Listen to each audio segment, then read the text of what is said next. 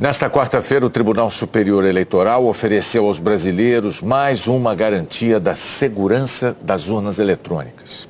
Em nome da transparência, o TSE divulgou as respostas aos questionamentos feitos pelas Forças Armadas sobre o processo eletrônico de votação.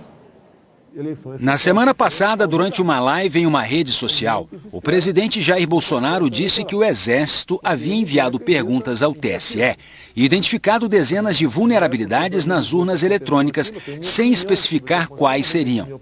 Era mais uma tentativa de atacar o sistema de votações e colocar em dúvida o processo eleitoral brasileiro. Bolsonaro ainda insinuou que o Exército havia dado um prazo para o tribunal responder e que esse prazo tinha se encerrado naquele dia. No dia seguinte, o TSE veio a público para mais uma vez desmentir as insinuações do presidente contra as urnas eletrônicas. Em nota, o tribunal afirmou que as perguntas do representante do Ministério da Defesa na Comissão de Transparência Eleitoral, general Heber Garcia Portela, eram apenas pedidos de informações para compreender o funcionamento do sistema eletrônico de votação, sem qualquer comentário ou juízo de valor sobre segurança ou vulnerabilidades, e que as declarações de Bolsonaro não correspondiam aos fatos nem faziam qualquer sentido. O TSE explicou que o pedido foi protocolado próximo do recesso de fim de ano do Judiciário, que começou no dia 20 de dezembro, e que após este período, o conteúdo começou a ser elaborado e seria encaminhado nos próximos dias. O general Heber Portela foi indicado para compor a Comissão de Transparência Eleitoral do Tribunal pelo ministro da Defesa, Braga Neto, um dos mais próximos de Bolsonaro. Na segunda-feira, 3 dias depois das insinuações do presidente, o TSE encaminhou as respostas para o representante das Forças Armadas. O presidente do TSE, ministro Luiz Roberto Barroso, afirmou que a íntegra do documento não havia sido divulgada por estar sob sigilo a pedido dos próprios autores das perguntas.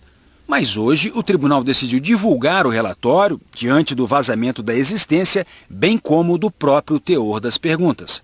Segundo o TSE, a decisão de divulgação do material foi tomada em conjunto pelo presidente, ministro Luiz Roberto Barroso, e pelos futuros presidentes, os ministros Luiz Edson Fachin e Alexandre de Moraes, levando em conta que as informações prestadas às Forças Armadas são de interesse público e não impactam a segurança cibernética da Justiça Eleitoral. O representante do Ministério da Defesa enviou 80 perguntas com pedidos de informações sobre o funcionamento das urnas, que vão desde os programas internos utilizados no sistema de votação até o mecanismo de lacre dos aparelhos. Mas em nenhum momento, segundo o TSE, ele apontou vulnerabilidades nas urnas, como foi divulgado pelo presidente Jair Bolsonaro. São 704 páginas. O TSE destaca que não constam detalhes que possam viabilizar ataques aos sistemas da Justiça Eleitoral. Em uma das perguntas, o general questiona o tribunal se será realizada alguma auditoria externa nas novas urnas produzidas no país, que não estavam disponíveis durante o teste público de segurança do ano passado, realizado em novembro. As Forças Armadas foram convidadas, mas só participaram do teste como observadoras. O TSE respondeu que audita a fabricação das urnas eletrônicas com servidores alocados diretamente na linha de produção e que as novas urnas do modelo 2020 estarão disponíveis em março de 2022 para teste, momento em que este modelo de urna poderá participar de todos os eventos de verificação e de teste do calendário da Justiça Eleitoral.